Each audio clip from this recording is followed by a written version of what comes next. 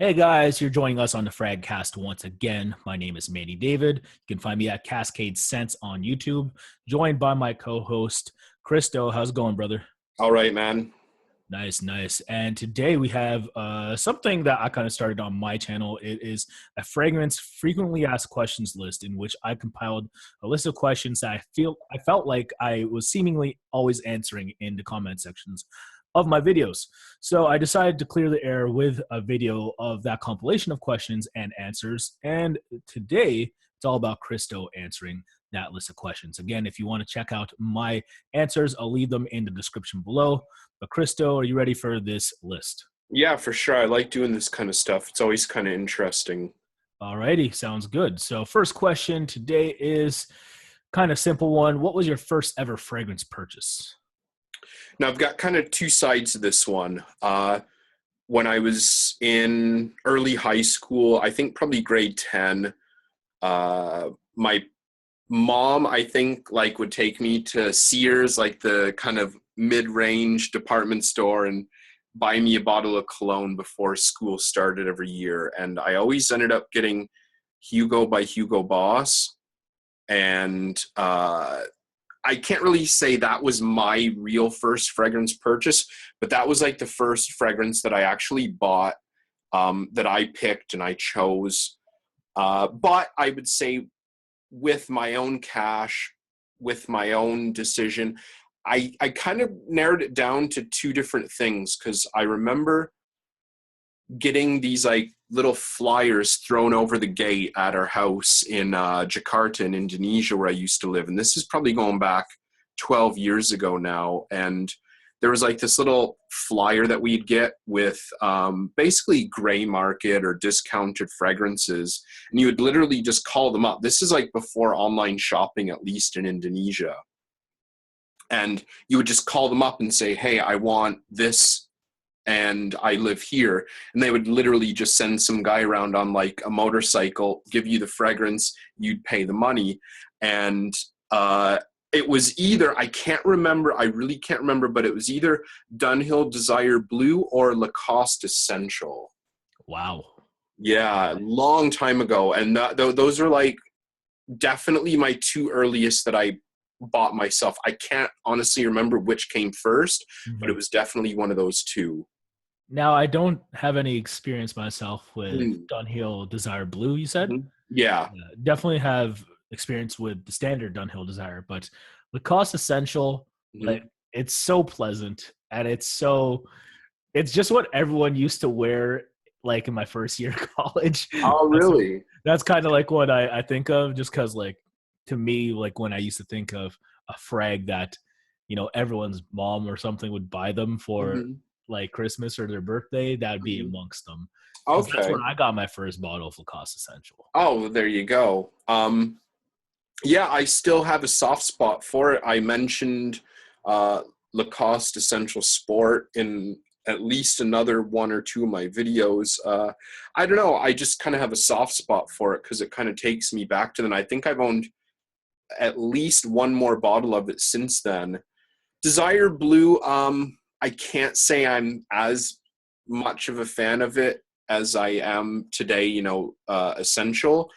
But it was just kind of like a clean, fresh, slightly sweet, somewhat generic designer. Nothing groundbreaking, but at the time I really enjoyed it. I thought it was really nice and, you know, wearable and pleasant and whatnot. But yeah, those are probably my, you know, two or three first purchases, if that makes sense. Yeah, no, definitely. Yeah, for me, just in retrospect about Desire Blue kind of came out when other flankers were like blue as well.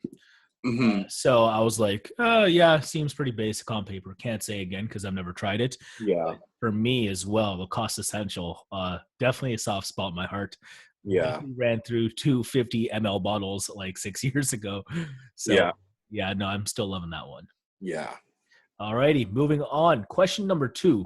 Favorite ever fragrance that you've received as a gift? Okay, this one, it's easy, like there's no competition. And this is something that I've mentioned so many times on my channel that I have real nostalgic connection to. Escada Magnetism for men, of course. My ex that kind of I have to, if anything, give her the fact that she kind of indirectly got me into perfume. Maybe within a couple months of us first starting to date, she bought me a bottle of it. And it was really the first time that a significant other had bought me a fragrance, and not just bought something for me, but bought something for me because they liked the smell of it.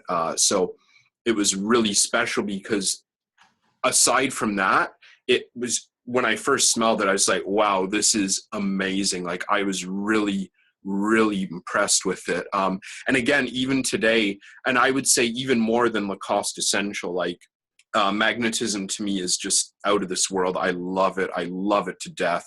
It's like really flinty, resinous, kind of sweet, boozy. I love it a lot. But yeah, that's definitely my favorite one that I've ever been gifted, without a doubt. Nice. I'm looking at the note breakdown of this fragrance because I too haven't tried it. From what I know, it's continued. Am I correct? Yeah, I think for quite a while now, at least 3 or 4 years, it's been discontinued, maybe even longer. And I've seen like a kind of a grassroots following behind this fragrance. Yeah, because they're echoing the same sentiments about this fragrance that you are, and the fact that they love how resinous and deep this is for a designer. Like, I really want to try this. Do you still have anything left of it?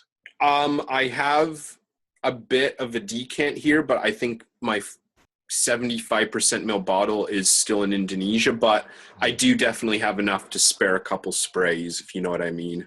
It is great, like, because as well, to me, Escada is a really middle of the road house. Like, other than magnetism, sentiment is okay, but everything else I think is pretty awful. But magnetism is just like off the charts. It's a really exceptional fragrance.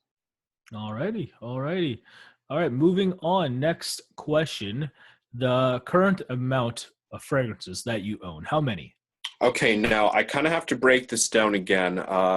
As a lot of people know that are familiar with my channel, I did make a very huge international move quite recently that was very quick and unexpected. So I wasn't able to bring all of my bottles with me.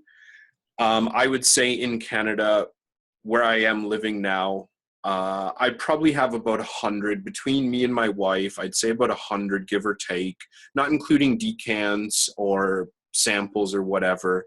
Probably about 100-ish. And then in Indonesia at my in-laws' house, I would estimate, and this is like really, really hard, but I would say probably about 50 to 70 or 80 I have there.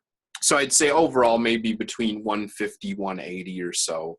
And there are as well definitely some fragrances. Every day I kind of think of something I left there and go, I wish I brought that with me.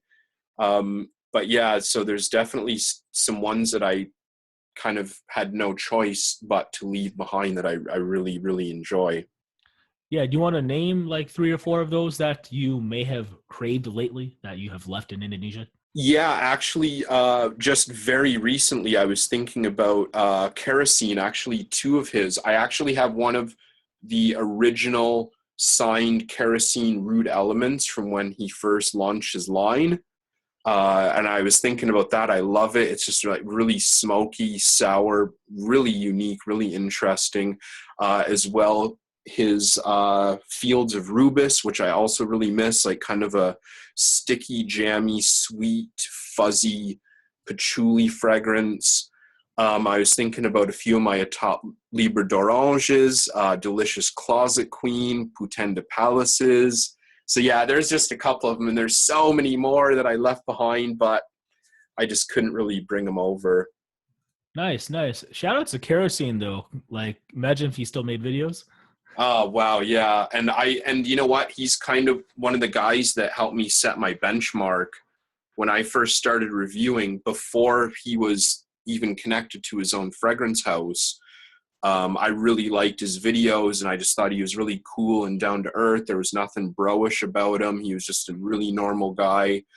articulate, intelligent, just talking about fragrances. And I was like, man, I like this guy so much. And we ended up like talking and stuff. And, he ended up releasing his fragrance house, and, we still kept in touch for a bit. And then he just kind of closed everything down. And, but, for the best, because I guess it kind of shows a bit of bias or whatever if you've got fragrance reviews. So I can't blame him. And, I wish the guy a lot of luck, and he seems to be doing pretty well. Yeah, absolutely. I have to get on some of those fragrances as well myself, but I do remember those videos from back in the day for sure. Alrighty. So next question, moving on.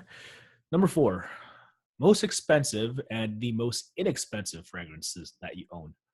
Now, this is kind of funny because my most expensive, it's the most I've ever paid for a fragrance, even though I got it really cheap, but it's also like the highest retail level of any fragrance I have. Definitely Carnal Flower from Frederick Mall, which I just very recently reviewed on my channel. I'm not going to say how much I paid for it, but I'll tell you the retail price. In Canada, retail price for the 100 ml bottle, which is what I have, is $610 plus tax. So this is at like Holt Renfrew or something? Yeah, only in Holt Renfrew. Yeah, I think they have like in Toronto, there's like one Holt in Toronto and one Holt's in Vancouver, I think, and that's it in Canada. Damn. And yeah, it's nearly 700 Canadian dollars after tax, which is just like, that's insane to me, like out of this world. Definitely. Because like me and you kind of cheap bastards, if we can pick it up on the gray market, then Man, I have no problem admitting it. Yeah, I'm a stingy bastard for sure. I paid honestly like much less than half of that. And yeah, I love it. I love it to death, but there's no way I would ever pay 700 for that. Like crazy. yeah, that's pushing Clive Christian level. Oh man, and I don't even want to know because they have Saks. They have Clive Christian at Saks, and I don't even want to know what they're retailing for. They do have the Serge Lutens, the exclusive Serge Lutens in Saks as well, and I believe they're like 800 or something. Wow. For 50 mil. Jeez, I'm okay with like Chergui and Gijon, so damn, 800 for 50 mil. I'm not surprised, but geez, it's crazy. I got to try pretty much all of them, and Cannibal and Lincinadri are just like out of this world, insane, like amazing. And it's pure oil, so when you spray it on your skin from an atomizer, it doesn't like come out atomized or misty. It's just like oil that just drops on your skin. It's just so thick and dense. It's really amazing. But at that price, that's just, yeah, I can't even fathom spending that. Yeah, no, I'm with you there. What about your cheapest fragrance or most inexpensive? This is a great one because I think I've gotten things cheaper, like kind of $5 cutout bin, but just stuff that I bought for the sake of buying it, and then went, ew, this is gross, and just sold it, just used to someone else or swapped it or whatever. But definitely my cheapest or my most inexpensive good buy was actually in Welland at the Winners in Seaway Mall. I picked up D Squared's Potion EDT 50 mil for like $12 Canadian. Nice. It was marked down. What's that? It's rather appropriate that you would pick up a Canadian fragrance, from a Canadian discount. Yeah, there you go. I didn't even think about that, to be honest. But yeah, I really enjoy that stuff so much, and I had been searching for it with no avail for years. Like, it's just so hard to find in Indonesia, and when you can find it, it's like $70-$80 on the gray market. And then like one of the first couple times I went into that Winners there in Welland, I ended up grabbing it. It was like $25, marked down to 20, marked down to 15, marked down to 12.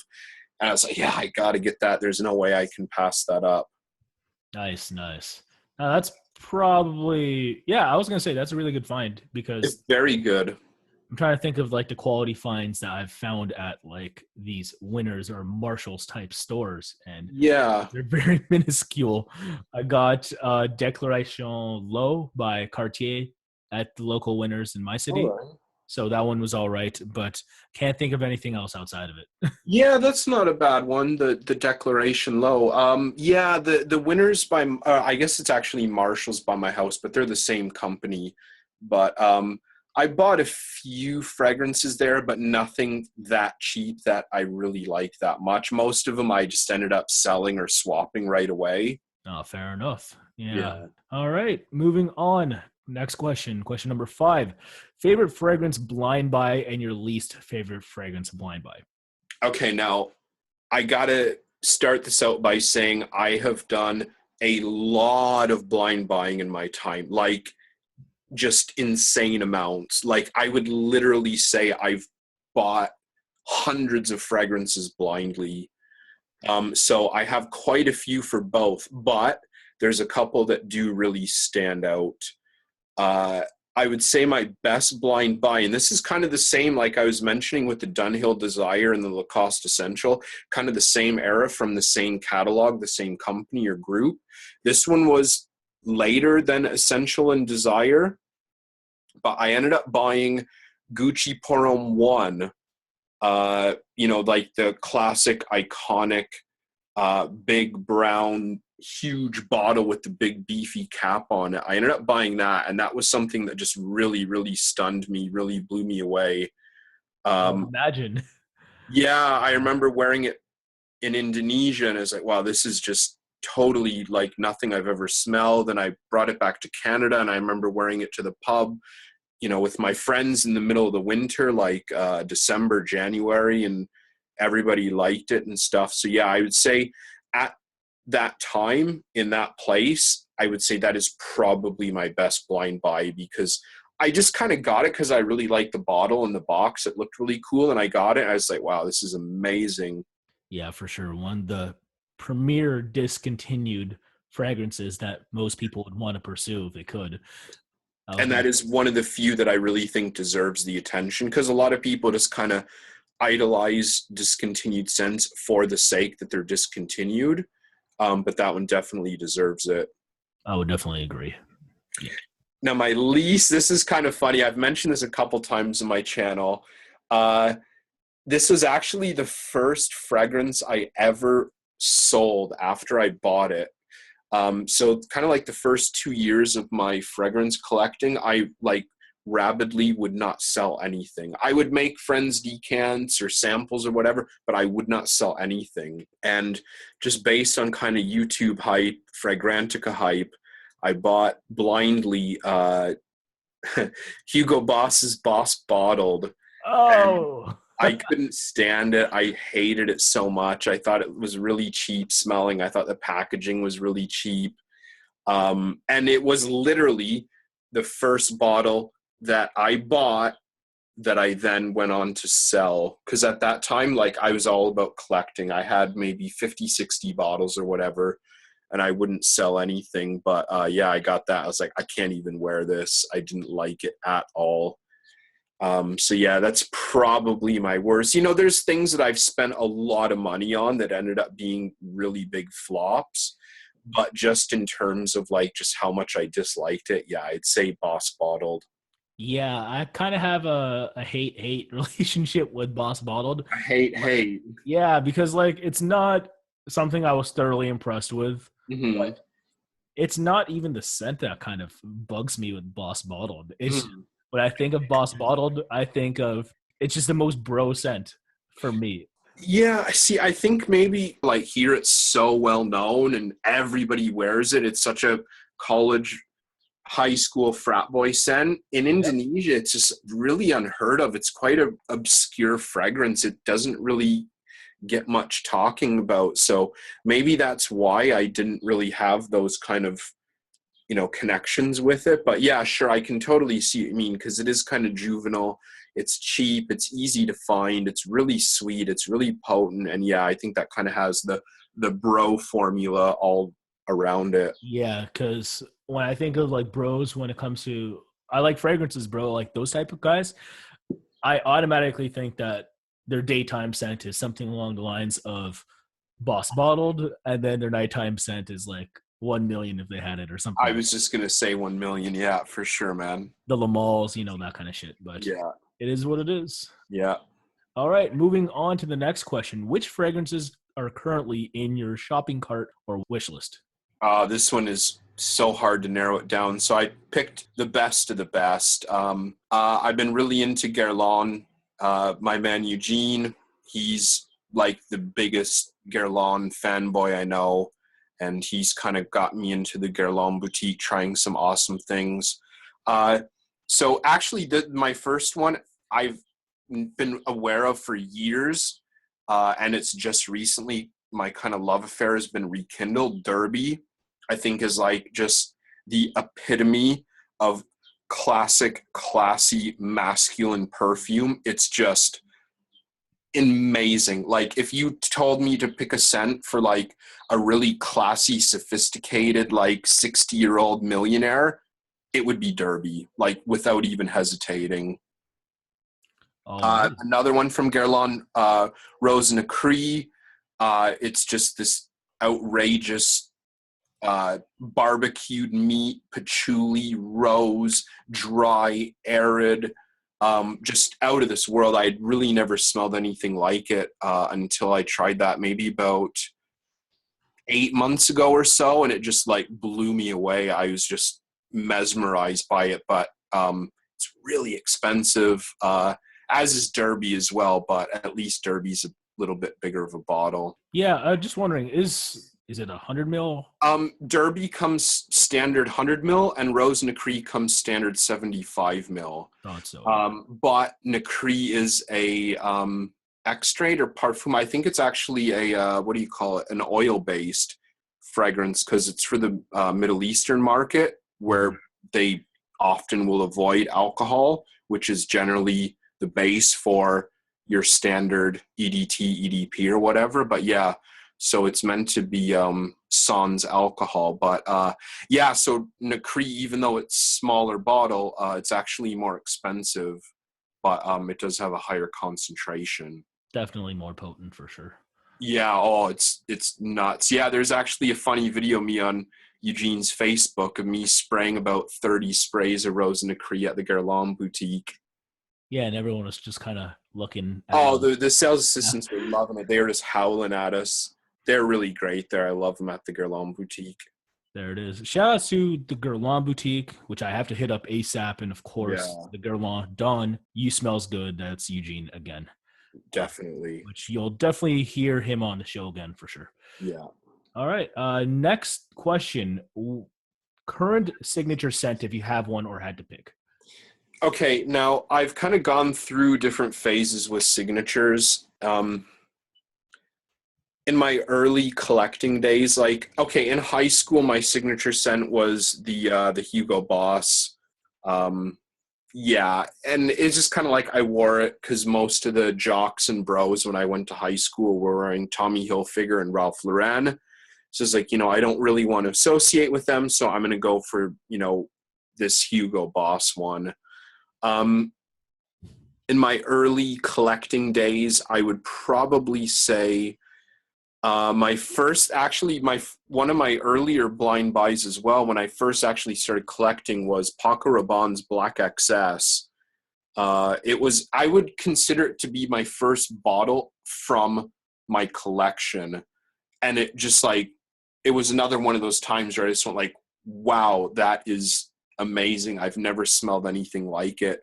Today when I smell like, that's awful, that's gross, it's cheap, it's synthetic. But at the time I was really, really blown away by it. Prada Amber Pour Homme, that was very briefly a signature of mine. It was kind of a transition. So I went from Black XS to Prada Amber Pour Homme. Quite a transition. Yeah, it is. Oh yeah, hell of a transition. Yeah.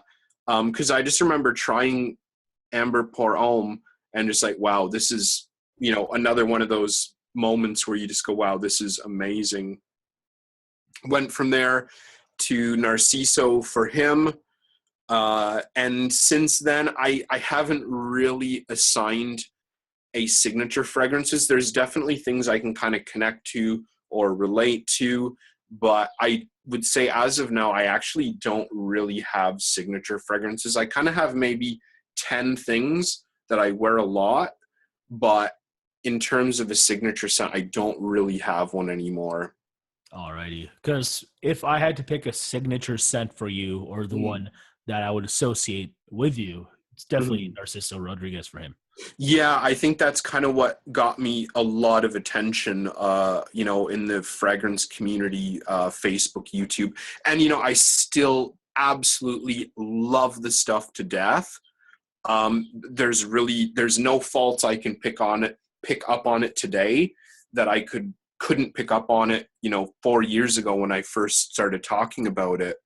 I think it's just because not only is my taste developed so much, but it's also kind of honed in on just a few tiny little things. So as much as I still genuinely and truly love it, I just still really can't say it's my signature scent anymore. I'd be kind of fibbing if I said it was, so I can't really do that. All right. Okay. Moving on to the next question. Which fragrance was your favorite acquired taste? Like you just didn't like it at first, but now you do. Mm-hmm. And which fragrance is your most notable one that you've fallen out of love with? Okay, for the first part, the ones that I've kind of come to like, I've got a few for this one. And actually the first two, it's funny because I thought of these independently without getting the connection, and it's quite obvious. Queer Canage from Dior's exclusive line. The first time I tried it, I didn't really like it. I was like, it's just kind of like a feminine, an aged feminine floral leather. I didn't really like it. Didn't do much for me.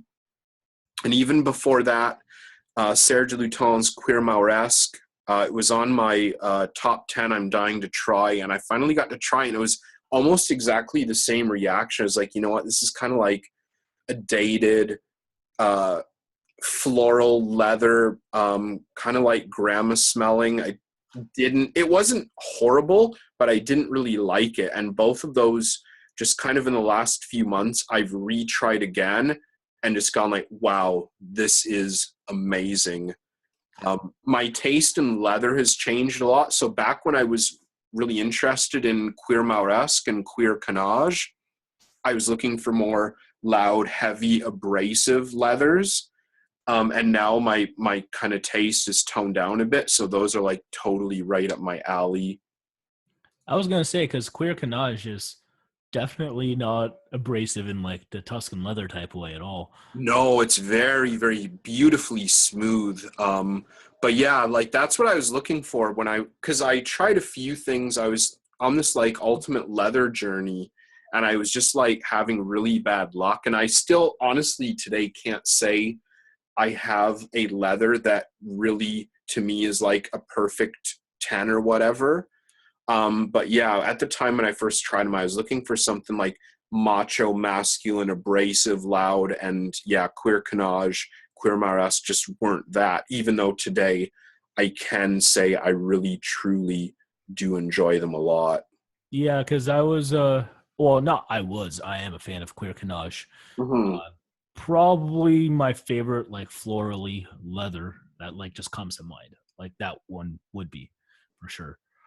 So definitely a big fan of that one. Mm-hmm. I haven't tried the other one you mentioned though, so I have to go. Queer Mauresque, it's Serge Lutens, and it's really weird because even though I don't think it is, or it has only recently become exclusive, like Belgiard.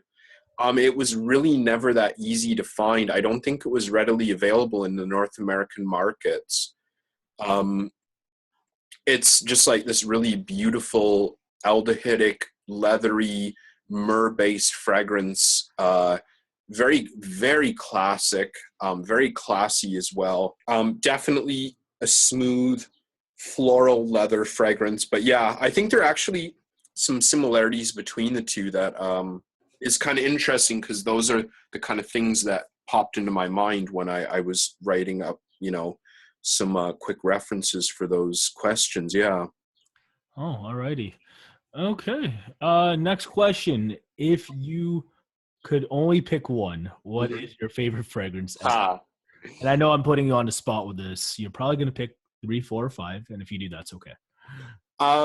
Yeah, it's funny because kind of like my answer for the signature scent. It's just so hard because my taste has kind of gone really. It's really expanded, but at the same time, it's honed in on just a few things that I really love. And again, it's funny because all of the fragrances that I would list here, I listed them independently, but it's probably no surprise, and it's a bit of a spoiler for one of the questions we have a little bit later.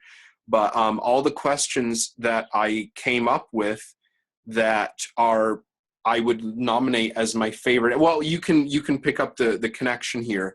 Monocle Hinoki, Comme des Garçons 2, EDT and EDP, and Odier 71. So you can probably catch the common string running through there.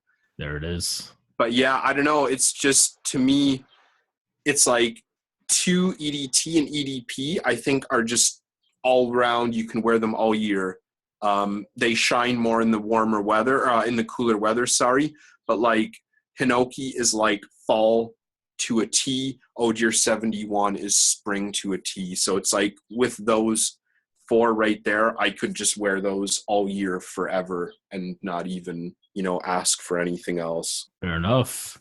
So if you guys don't know, Comme des Garçons, now you know, I hope, hopefully. Yeah, and as you're gonna find out in a couple questions later, I'm the biggest Comme des Garçons fanboy on YouTube. Like that's kind of what I'm known for. Yeah, and which we will definitely get to in a sec. So we'll kind of leave it for that. Okay. Next question. Favorite fragrance to smell off of your partner? Now this is kind of funny because this is another one that it brings back a lot of memories. It's really nostalgic. It's actually a really cheap fragrance that I kind of bought at the time because it was connected to something that I was really in love with. It's actually Lalique's Amethyst. Wow. Really? Yeah, I bought this for my wife, I think the second time I met her, because I was living in Jakarta, which is in uh, Java in Indonesia, and my wife lived in southern Sumatra, which is, quite a ways away. So we didn't really get to see each other. So the second time I ended up going over to visit her in Sumatra, I brought her over a bottle of Amethyst, and it was just awesome. I thought it smelled so good on her. It's a little bit dark, but it's kind of sweet. It's a bit fruity. It's a bit floral. I don't know. It just really fit with her kind of personality, her attitude. But yeah, A little it's bit of something. everything, right? What's that? A little bit of everything, right? A little bit of everything. Yeah. Because I'm seeing a lot of florals in the mid, and of course, like a more woody, sweet base with vanilla and musk. But the top is really interesting because it's all berries. Yeah, it's got a really kind of boozy, transparent opening, which I really love it. And I've said this again so many times that I'm a real sucker for opening notes. And yeah, I don't know. I just think it really complemented her and her personality and everything. So yeah, I love that on her. There's a few other things that now and again she'll wear that I really like, but yeah, because I kind of have that one early memory of her, like while we were still dating, and as well, like the connection was at the time I was a huge fan of Lalique's White, as well as Encre Noire. So the kind of connection between Lalique fragrances. And actually, this is kind of funny as well. Just maybe a week or two ago, I was up in my loft in the attic where I do my videos, and I don't know, she was going to do something. She was getting ready to go out, and I could smell something in the air, and I was like, oh, what is that? It smells really good. What is it? And I don't know. I went downstairs. I was like, what perfume did you wear? And she's like, oh, I don't know. It's one of yours in the wardrobe. Like we have a sliding wardrobe, and I was like, is this it? And I pulled it out. She's like, yeah, that's it. And it was Encre Noire for Men. Wow. Yeah. So I was like, wow, Really? yeah. She was wearing that and it smelled so good on her. Yeah. That's so strange because that's such a rugged scent.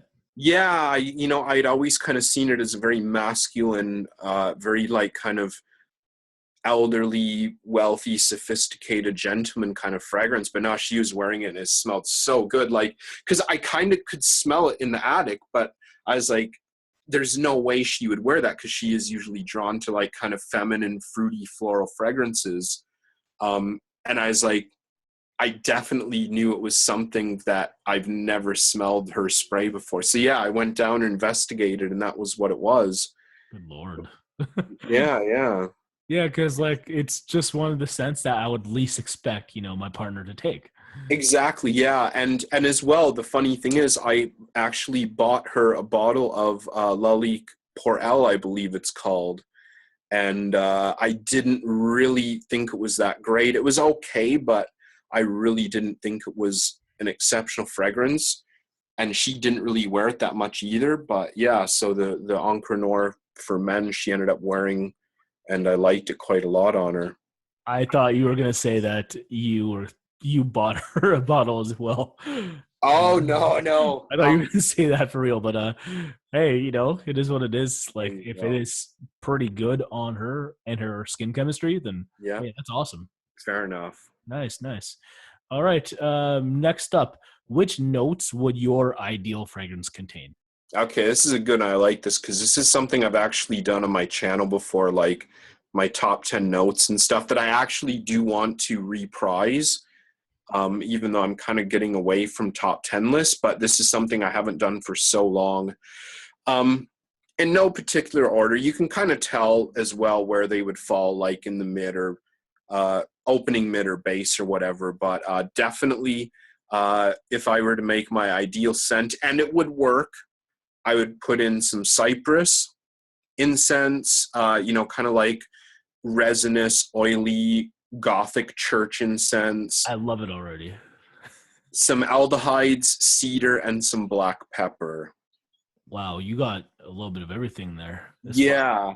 little bit I think, dark, green, synthetic. Nice. yeah. Other than the aldehydes, I think most of them would probably go pretty well together. Even aldehydes might not, be that bad in there. But yeah, I think like cypress, incense, cedar, black pepper, that's just kind of got Comme des Garçons written all over it again. But yeah, I think that would be really great. As well, there's a few other things I could throw in there. I love some leather, and I do have to admit I do love some oud. Even though the kind of oud train has already gone by and I wasn't overly into it when it first went round. But yeah, I love, those darker, heavier, more challenging notes. Cypress was my favorite note for years and years and years. Cypress, black pepper, just loved it. Still do, of course. Yeah, being a fanboy of Halston's Z14 and Italian Cypress by Tom Ford, I can't hate on Cypress whatsoever. Italian Cypress is just beautiful. It just kind of, enforces my opinion of the Tom Ford private blends, like what they're doing now compared to what they used to do. And I've heard, I don't know if it's true, but I've heard Italian Cypress has been discontinued. Can't confirm it, but I've heard it. And it wouldn't be surprising because it's been around for a long time. And From what I know, it is discontinued, but Okay. like Sephora's online store, for example, still has some stock. So I picked up a Okay. bottle, thankfully. But All right. I was thinking maybe I should have picked up a decanter. Like, Yeah, one of those big 250s. oh, would be sick. But Yeah, I yeah, love that. definitely in love with that frag myself. Yeah. But yeah, nice. Cypress. Like, I didn't think that was your favorite note. Did you mention that in your A previous video? long time ago, long time ago. Like I still see kind of what happened with me in Cyprus was I was just really madly infatuated with it. And then I just kind of hit a wall and there wasn't really much in that department that really stood out anymore. Makes a lot of So, sense. yeah, so I just kind of moved on because I wasn't finding anything new. I wasn't finding anything different. Um, and I still enjoy it so much, but it's just, I kind of haven't found much. Like, come to think of it, I haven't found much either. Yeah. This spring tip is kind of gone for me. I'm sure I'm going to drop Z14 for a minute. Same with Italian Cypress, especially when I want to conserve it. So other than those frags, like I can't say I've been fiending on that much Cypress as well. But if any of you guys have a Cypress type of fragrance, please leave it in the comment section below. I'd love to know what your suggestions are. For sure. Next up, moving on to the next question, number 13, favorite brand / fragrance house, which was kind of already answered. Okay, so I'll mention some other ones first. Frederick Mall, I love Frederick Mall. Just something that Eugene helped open my eyes up to. It had not really been something of interest to me for a long time. I didn't like Musk Ravageur when I tried it, and I still don't, to be honest. And everyone was just selling their bottles of Citrus Vigorod, which again just didn't interest me. So I finally got to try it, and I ended up finding like probably 3 or 4 of my all-time favorite fragrances just from that house, just from my limited experience. Serge Lutens, even though I think the house is kind of going down the pan, they're kind of, I can't say discontinuing, but they're turning a lot of their best fragrances into non-exports, and the newer fragrances they're releasing are just really not what they used to do, kind of like the Tom Ford private blends, in my opinion. What's kind of in regular rotation, like available worldwide for Serge Lutens, is just really not a very good representation of what the house is capable of. I like Etat Libre d'Orange a lot. There's definitely fragrances from the house that I can fault, that I can say are kind of weird or just bad. But for the things they do that are really good and unique and daring and bold, I really love a lot of them. But obviously my favorite house, like just not even comparable to anything, is Comme des Garçons. Even, I've tried, in the last 8 months, I've probably tried about 25 Xerjoffs that I'd never tried before, and I wouldn't even compare any of them to my top 5 Comme des Garçons. And it's just such a great example that money or price isn't always everything in fragrance. It's just they do what I want, and they do it quite consistently. There's definitely some Comme des Garçons that I do find to be quite underwhelming, maybe even poorly made or boring or whatever. But considering they have like 100 fragrances, I would say overwhelmingly more than half of them I really, really enjoy, or at least are just like, kind of spellbound by. Like, there's just something about the house that I really love that they do. The kind of sterile, synthetic, daring, outrageous, bizarre, minimal fragrances. Love the house so much. Yeah, if I could describe Comme des Garçons, not just their fragrances, but their designer line as well, like their actual clothes, in one word, I'd probably have to say like edgy, because everything that like they've created, it just, you're gonna notice and unequivocally notice. And in the fragrances case, like it's just that sharpness, I feel like, that they have to it, a certain level of rigidity, but it is blended to an excellent level. Yeah. Therefore, certain people are not. And just quickly, if you could suggest a couple Comme des Garçons fragrances for our audience to perhaps try if they haven't been exposed to the house yet, which ones would you recommend? Okay. Of course, I can't even think twice without mentioning Avignon. Avignon is the greatest church incense ever made. If you want incense, forget about Amouage. Amouage is okay.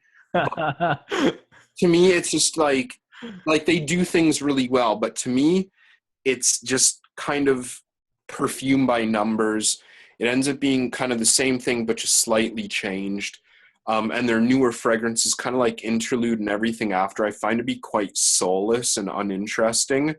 Although a lot of them are like quite pleasing and easy to wear, I would just say that Avignon just absolutely kicks the ass of any incense that Amouage, any other mainstream niche fragrance house can do. Like, and the thing is as well, you can get it for under $2 per mil at 50 mil, which is just amazing. Like, it is one of the few masterpieces I would, be able to call out in my entire fragrance journey.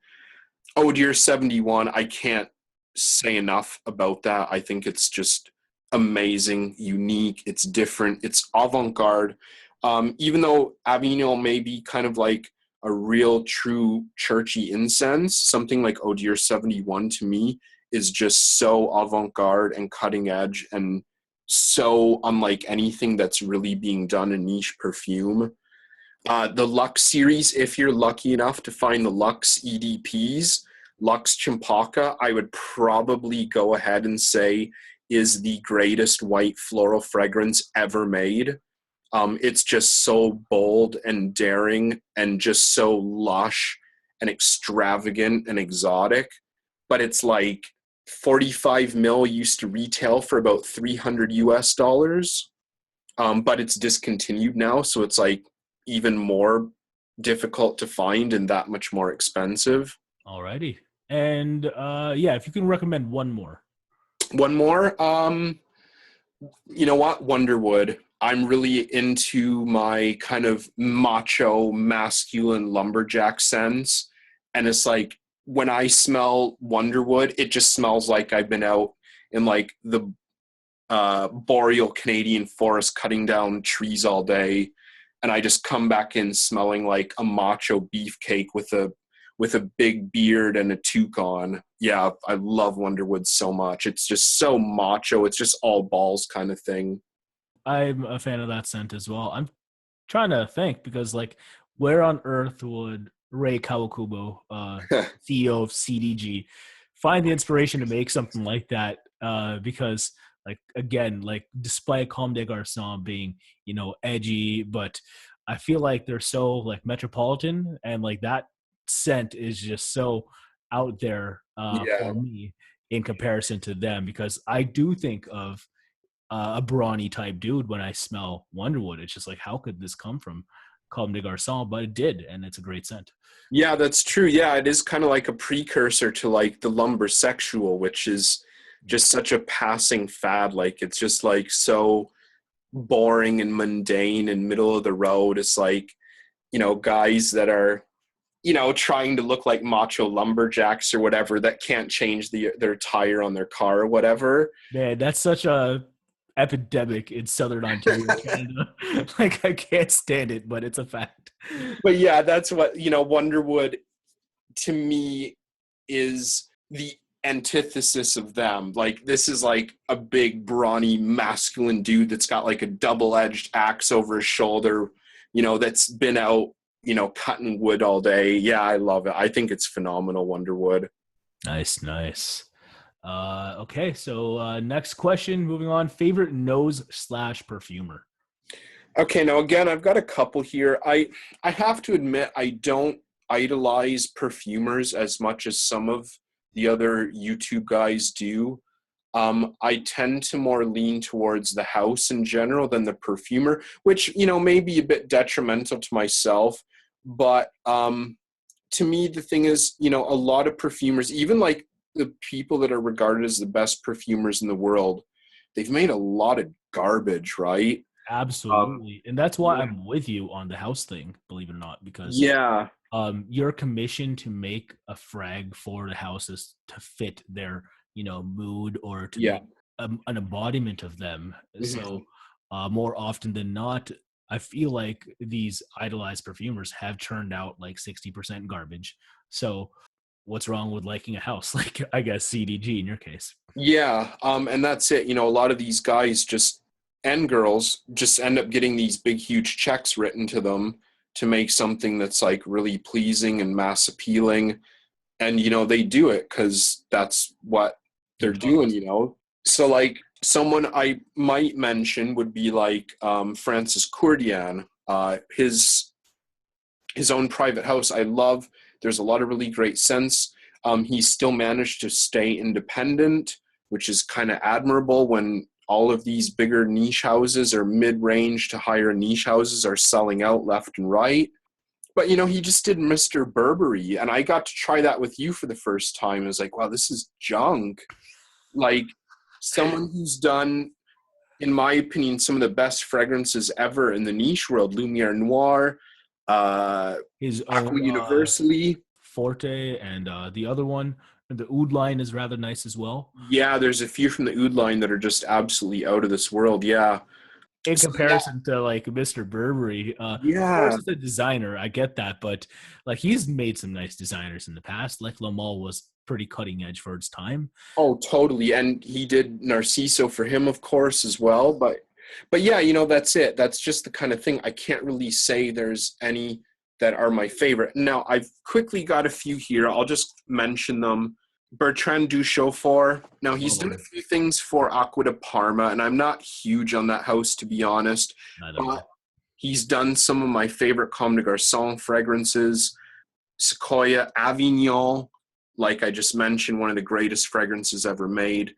He's done a few for Eau d'Italie, which is an okay house. It's kind of fresh, clean, and stuff like that. Mhm. I do quite like his work. He's done a lot of stuff for L'Artisan Parfumeur, which I really like as, Yeah, that's who I associate him with, if anything. yeah, that's probably what he's most famous for. He's done more work for them than anything. He also did Chypre Peloton from MDCI, which is without a doubt my favorite from that house. I'm not overly big on Invasion Barbare, which a lot of people are, but Chypre Peloton I think is just extraordinary. He also did Land of Warriors from the Vagabond Prince, which is, I think, just one of the most incredible fragrances I've tried for a very, very long time. Got to mention Christopher Sheldrake. Basically, his work with Serge Lutens, he has done, if you can think of a great Serge Lutens fragrance, he's done it. Fumerie Turque, Le Mur, Fleur d'Angers, De Profundis, Douce Amère, Cuir Mauresque, Chypre Rouge. He's just all over the place. Mille de Bois, Santal de Mysore, Serge Noir, Tuberose Criminel. He's made some amazing, amazing fragrances for that house. Also, I got to mention Antoine Lee. He's not got the most prestigious resume in the perfume world, but he did do Wonderwood for Comme des Garçons, as well as Etat Libre d'Oranges, Rien, Rosie de Palma, Tom of Finland, and the infamous Secretions Magnifique. Ugh, yeah, like the worst fragrance ever for me, at least. Oh man, no, but he's such a troll for making that. But no, he's done some nice things for sure. Yeah, Um, definitely. I think he did. Did you mention the one by what's it? Cyber Garden, Costume National? Did you mention that? Costume National, I'm not overly familiar with that house, to be fair. Okay, because I know him from that, which I actually liked. So Oh, okay. yeah, no, definitely. All right. Next question. Moving on. Your favorite scent-related memory. Okay, now I've got a couple here. Let's see, which way should I go for this? Okay, earliest one I would say, I kind of mentioned this actually just on the previous Fragcast from myself and Eugene about gourmands. My ex used to wear Angel for Women as her signature, and I kind of have that just burned into my brain, into my, olfactory senses, of her wearing that. And yeah, we lived together for like 3 years. We had quite a long relationship regarding, or aside from the fact that everything just ended in a disaster or whatever. But yeah, so I kind of have that early memory. And again, like kind of like I mentioned with Eugene, there are some bad times, but definitely I do remember a lot of the good stuff as well. So that's definitely one of my better, more interesting fragrance memories. Diamonds, this is funny. Talking about compliments, I when I first got into collecting, I bought a bottle of Armani Diamonds for Men, and it was my first year teaching at like an actual school, like where I'd actually go in and teach classes at school. It wasn't an after hours course or anything. And I was teaching grade 9 that day. And I went in, which is actually still in junior high school, by the way, over in Indonesia. And I wore diamonds into my class, and there were like 7, 8, 9 girls in the class that just went absolutely bonkers. They were just like, Good Lord. "Oh my God, sir, you smell so amazing. Oh, your perfume is so good. What is it? What are you wearing? Oh, I can't even believe how good it smells." Like they were just like going insane. And it was like, even though I don't really care about compliments that much, especially from like 12, 13-year-old girls or whatever, it was still like this really nice confidence boost. And it really genuinely does stand out in like my fragrance memories. Yeah, I was gonna say that's quite the morale boost because X amount of them saying it. Like, Yeah, oh yeah, like they just went nuts, like absolutely went nuts. This is a funny one. I remember after like my ex that I mentioned, the Angel for Women ex, I was dating girls, and I went on a date and I met this girl at a bar, and this is again in Indonesia, in Jakarta.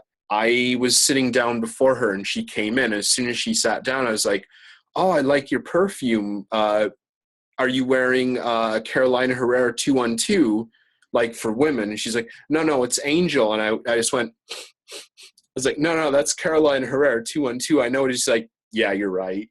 wow. Yeah, because over there, Angel for Women is like higher end. It's more expensive. It's classier, whatever. And I just totally caught her out like in 5 seconds. I was like, yeah, You got me. yeah, I got her so bad. And it just did kind of sully the whole evening. And another one, I gotta say, kind of the thing I miss a lot about Indonesia, there was a really kind of close-knit, really friendly fragrance community. And, you know, even as a foreigner, they did really embrace me and let me in. So a lot of my really great memories are just hanging out at the boutique or at the mall, just like doing fragcomm meetups and just like swapping samples and trying each other's bottles and decants, and then going downstairs and going into the boutique and trying Comme des Garçons and Maison France Courdienne, Diptyque, and you know, so yeah, that's a really great memory as well. I really do kind of miss that. Nice. Yeah. I wish I did more of that here in Southern Ontario.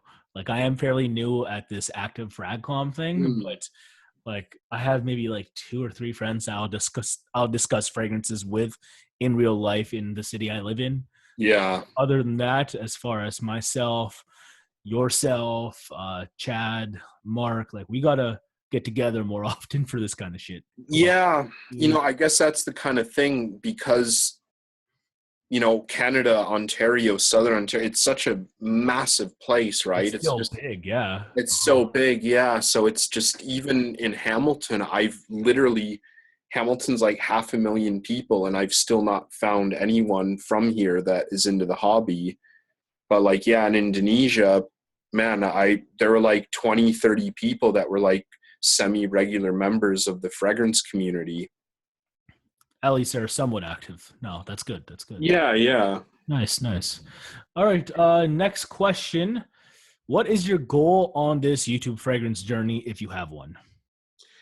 Definitely, I would say my goal is nothing to do with subscribers. It's nothing to do with views, nothing to do with likes or dislikes. My fragrance journey on YouTube is about enlightening people that there is more out there than 1 million and Aqua de Gio.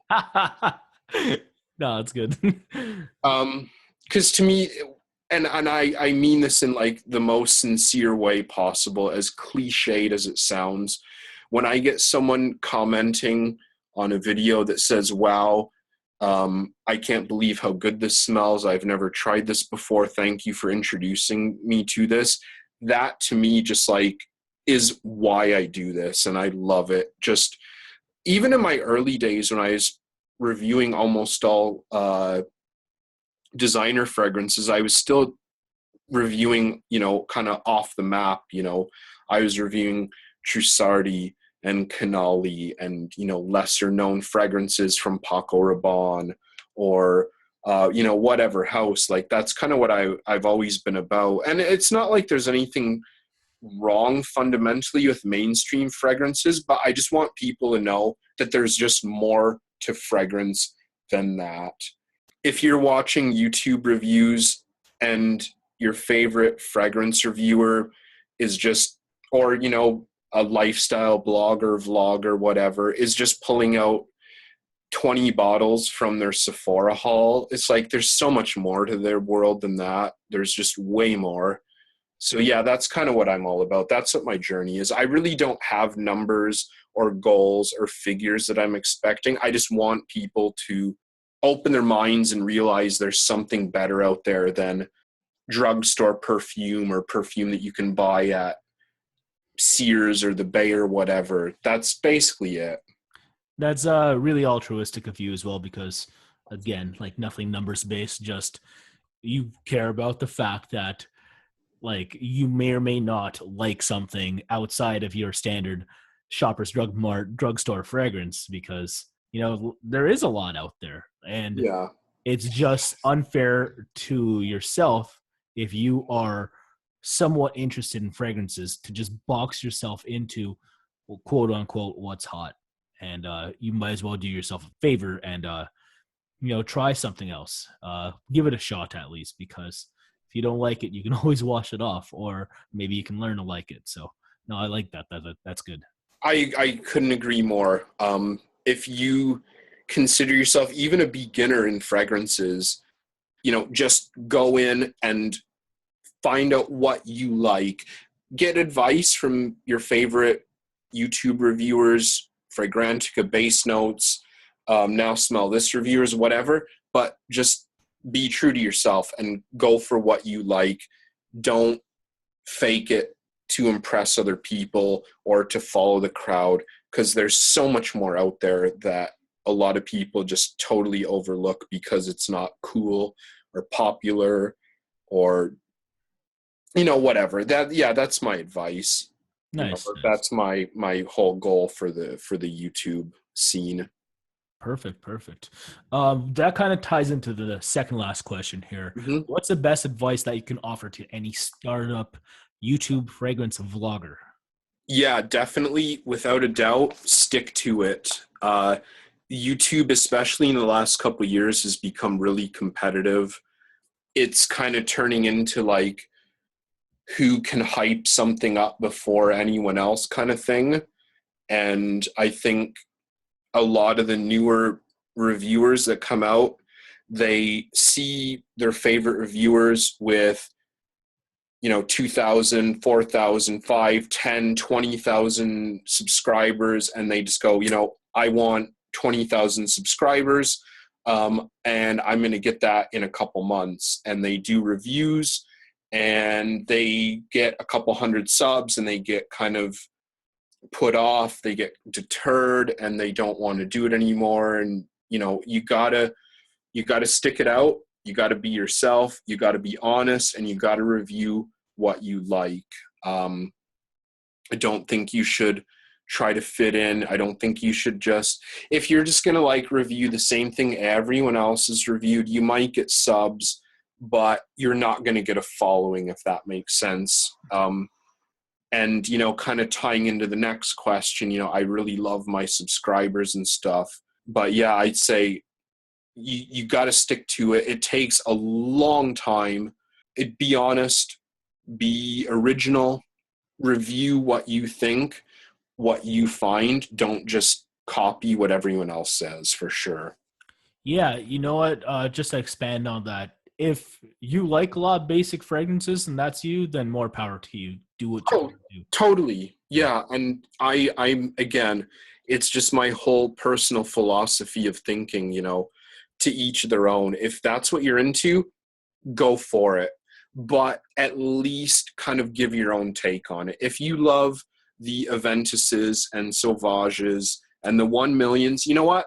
that's fine. It's not my taste, but be honest. When you review it with your own words and your own opinion and your own view. Don't just recycle and regurgitate what everyone else has said. Yeah, and actually do test this stuff out yourself. It is so paramount that you do come Yeah. up with your own results, because you will get found out by more educated members of the YouTube Fragcomm who are regularly commenting.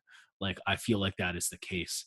For some people, I'm not going to call anyone out. It's just like, definitely, don't regurgitate what anyone else says, just like you said. So. Yeah, and again, that's such a great point. I totally agree. When you hold up a bottle that's 99.9% full, and then, just shake it around and wave it around on screen, and then just repeat something that, a veteran YouTuber has already said, that's it. That's probably what's going to put people off. Well, this guy doesn't really have much to bring to the table, so, forget him. I don't really care. Yeah, that's a really good point as well, for sure.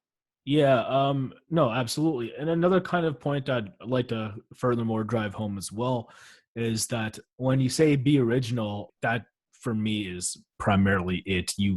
Sure, like, there's other things that matter, like quality and stuff, which I like to drive home about as well, but no one's going to watch a better Kristo than yourself, because that's you. Yeah, I totally, and same thing like yourself.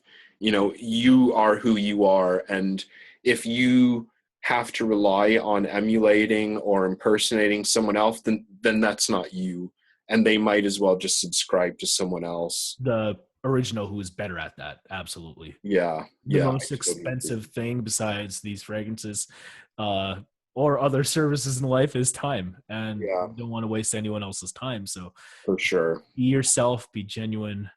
Yeah, and that's pretty much it, right? Yeah. All right. And lastly, kind of wrapping this up, Hmm. which you kind of touched on already, your Hmm. favorite thing about the YouTube Fragcomm, what is it? This I could talk about this for just a whole hour by itself, but other than I mentioned, like, I love my subscribers so much. I've been on YouTube for over 5 years now, and I still actually have quite a modest subscriber base. There's guys that have been around for a year or two that just, have way more than me. But the thing is, I truly and genuinely mean it when I say I do love and respect my subscribers. They're loyal, they're intelligent, they're well spoken. If they agree with me, they're elated and they, can express it. When they disagree with me and they don't really particularly think what I said is accurate, or they have a countering opinion, they can bring it up and they can say it in a really professional, mature way. And I think that's just so awesome, because I see so many people out there that are just like really rude and brash and abrasive, and they don't care what their subscribers think. They're arrogant and they're cocky, and people pick up on that. Maybe you get a lot of subscribers that way, but you also get a lot of enemies that way. And the way that I want to keep it is, I want to keep a small, modest fan base or subscriber base. I don't actually like the term fan, but that are competent, intelligent, that already kind of know enough about fragrances. If they're new to the game and they come to me, that's cool as well, because it's kind of like already they're looking for something maybe a bit out of the ordinary. Other than that, another obvious answer would be just the amazing worldwide connection. I've met people from Indonesia, obviously, where I used to live. I've met people from Singapore, the Philippines, China, Saudi Arabia, India, Pakistan. I met a drag artist from South Africa. I've met people from all over Europe, Romania, Russia, Spain, Italy, Germany, Sweden, everywhere. Brazil, Mexico.